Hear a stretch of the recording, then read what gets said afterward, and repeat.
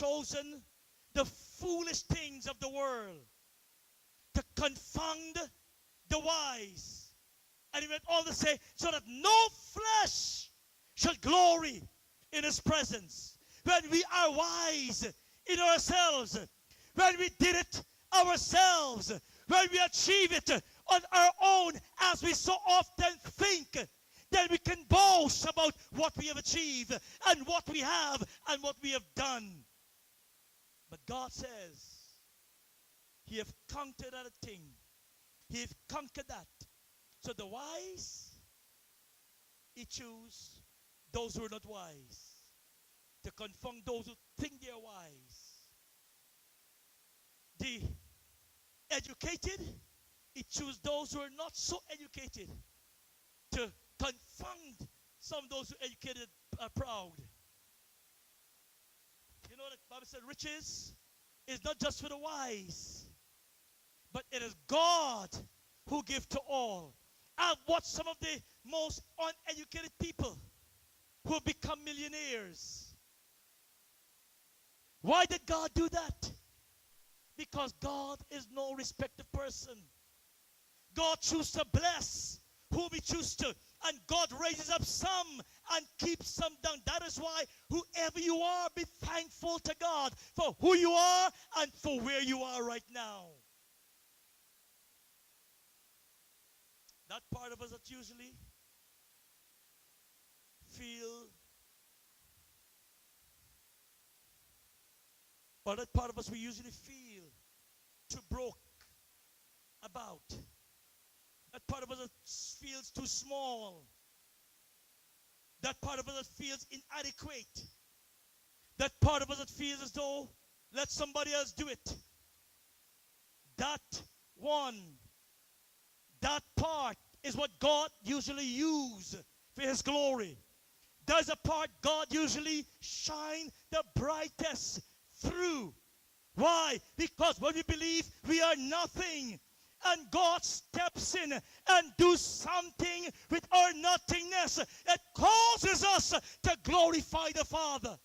Because we realize and we know we could not have done it by ourselves, but thanks be to God who've rescued us, who've helped us, who've walked with us, who've brought us through, and who has made us who we are today. God doesn't remove uncertainties.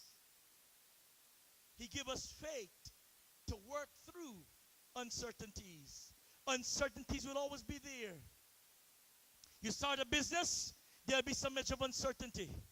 You start a study, there'll be some measure of uncertainty where you can finish or not. You start do something, there's some measure of uncertainty, whether it come good or bad. There's a measure of uncertainty, and that is not bad.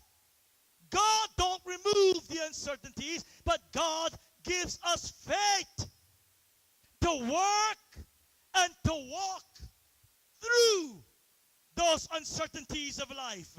When they come again, don't run and hide. When they come again, don't call pastor to pray for you. Walk through them. When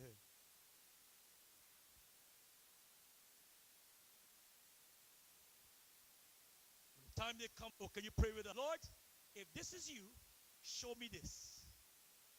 Lord, if this is you, do this. How many of us are like that? When we hear God is saying something, say, Lord, you conform this thing. Give me a sign. Lord, let somebody ask question.